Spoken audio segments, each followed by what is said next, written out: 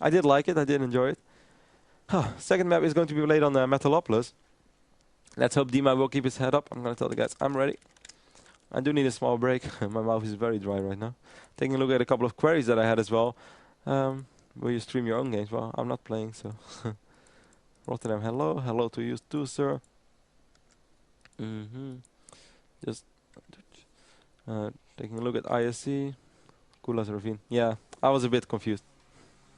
Oh, well, I said Kulas Ravine like 5 times. What the fuck? Yeah, it's Tal'Darim Altar. I don't know. Yes, my mind was somewhere else. I'm sorry I put it just for that. Obviously, first map was played on Tal'Darim Altar. Why did I say Kulas Ravine like 10 times? That makes no sense as well. And yeah, I'm confused, but I'm always confused.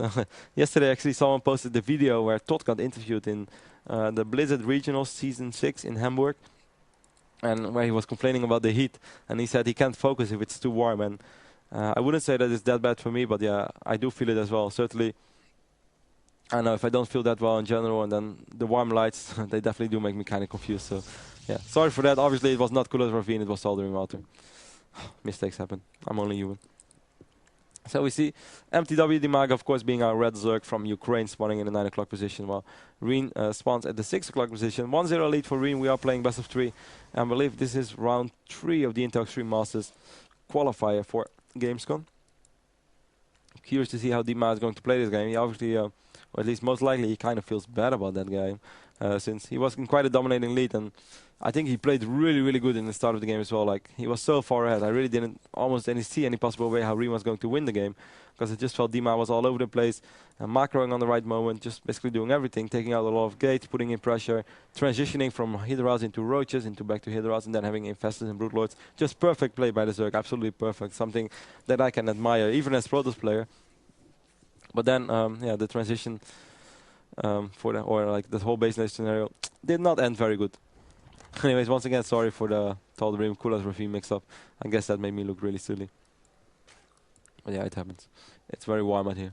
It's freaking hot in here. As Todd said. It was a cool video. You guys should watch it. YouTube. Just search for Todd interview. Whatever interview you see of Todd, it's going to be awesome. Just because it's Todd, you know. You can always look at Todd and get a big smile on your face.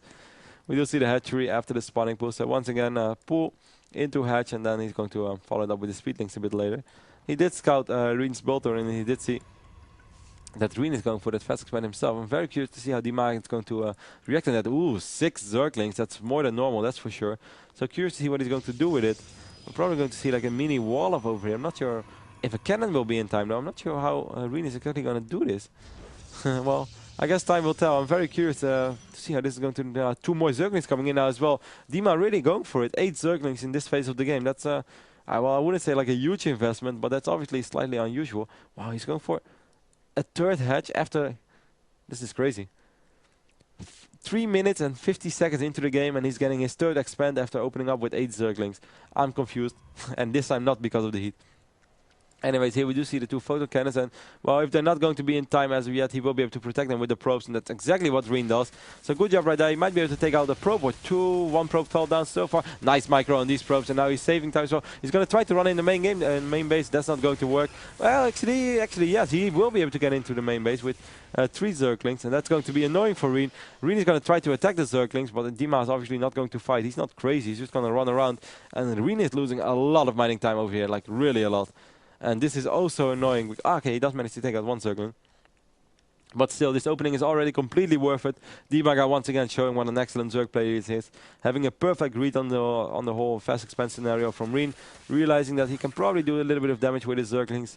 And meanwhile, just delay everything and get a lot of scouting information. Scouting information that Rine obviously doesn't have. If we take a look at the Protoss point of view, we see that he pretty much sees nothing. I mean, he sees the sun like a wet sow, but that's it. Well, meanwhile, Dimaga sees everything, and of course, as long as there is no stalker around, as long as there's not even gas, as long as there's no cybernetic score, you can just have an overlord hanging in his main base. And I must say that's always feels quite comfortable as well, if you play Zerg. So taking a look at the income tab right now, we actually have 27 probes for Rine, and only 25 or 26 drones for Dimaga, so that's a good start for Rine. No doubt about it. We're going to see 1 hero zealot who's trying to get some scouting information. He's going to run into a queen. And in the end, he will fall down, but he's going to take at least scouting information as well. And he's going to take a nice look in the main base as well from Dimaga, where he will just see a bunch of drones. He's going to see this macro hatchery as well. Dima even pulling the drones. He can be bothered to chase that Zealot. Slightly sloppy right there by MTW Dimaga, losing one drone. He could have, of course, just sent it away, right click on minerals, whatever, etc, etc. So a little bit unnecessary to lose one drone, but I'm not going to make a scene out of it since it doesn't. Well, it matters, but just as me, when I told the Rine Kulas Ravine 25 times, mistakes happen, even to MTW Dimaga.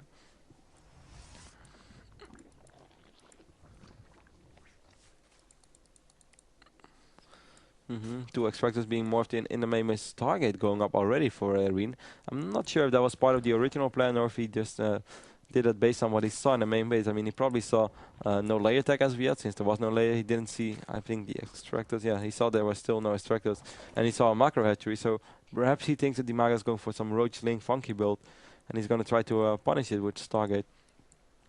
Or he just likes to follow up his fast expand with his Stargate and just get a Phoenix / Void Ray out for some scouting information, some minor harassment, perhaps take out the Queen, take out a couple of Overlords, just deny vision. Anything is possible.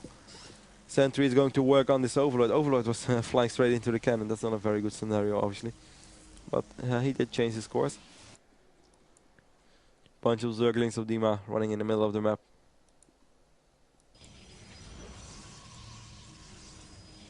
This Overlord is going to fall down. If not now, he will fall down when the sentries get on the low ground, and they will be able to kill the Overlord. Dima is going to try to fly it back onto the high ground, but that is not going to work. He does scout this pylon instead. Probably got really annoyed by this pylon on the right top side of the map in the previous map. Obviously on Tal, the Remalter, which wiped in like 25 Zealots and even took out 2 or 3 hatcheries in the long run. Do see a couple of gateways being thrown down right now by Rine. Didn't really have a lot yet, just one, I believe. Yep. One gate, one Stargate, and one robotics facility as well. So quite an expensive opening from Rine. A lot of high-tech units. I guess we're going to see perhaps once again this mix between Colossi and Void Rays. I'm still amazed by that Protoss army in the last game, considering the fact like he only had 44 probes. He could really like make like a 155 supply real army, and I mean that army was insane. I really wouldn't know what could counter that army. Maybe it's like 200 supply with infestors, a lot of neuroparasite being used, and then a lot of broodlords and a bunch of roaches as well when your opponent is on a low amount of drones. But that army looked so sick with the High Templars, with Archons, with Void Rays.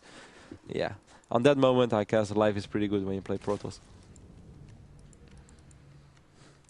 2 Void Rays right now from Rine entering the main base from Dima. Let's see how much damage he will be able to do. We have 62 drones currently. The high risk then is not up as of yet, but we do have 2 queens, and 2 queens certainly, if a 3rd queen is coming as well, we'll be able to take out these 2 Void Rays. Rine is obviously not going to lose his race. 28 Zerglings right now, 8 roaches being produced.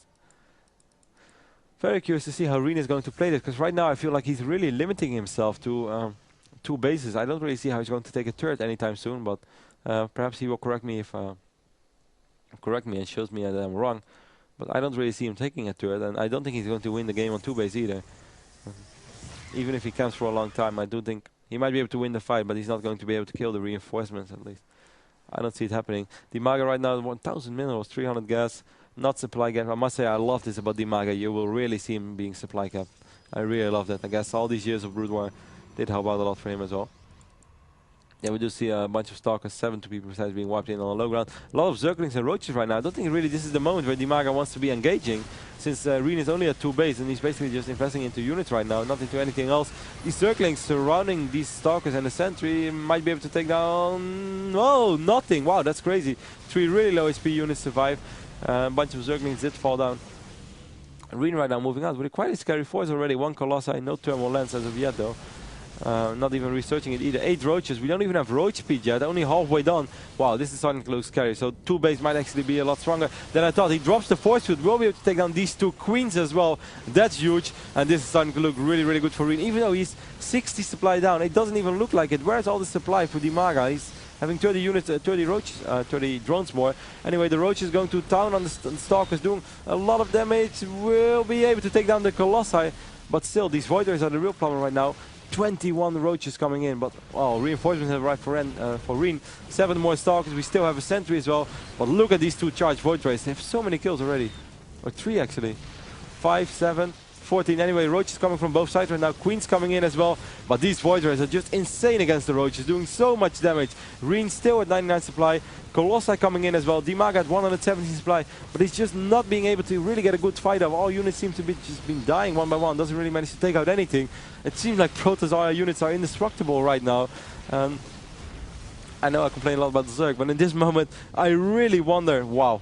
Dimaga says, GG, good luck. Rine managed to take down his teammate, MTW Dimaga, 2-0 over here in the Inter Extreme Masters Cologne Qualifier. Quite an all-in each build in the second game. Dimaga really invested a lot into drones. I mean, he was already at 70 drones, got his third hatch, even his macro hatch, fourth hatch. Didn't really have a lot of tech though, didn't have any upgrades, didn't even have roach speed. He was up 60 supply, but it was just nowhere. The units were scattered around. Of course, lovely force field on the ramp of Dimaga. Really good job by Rine. Reading the situation excellent, and these Void Rays, man, wow, they were effective.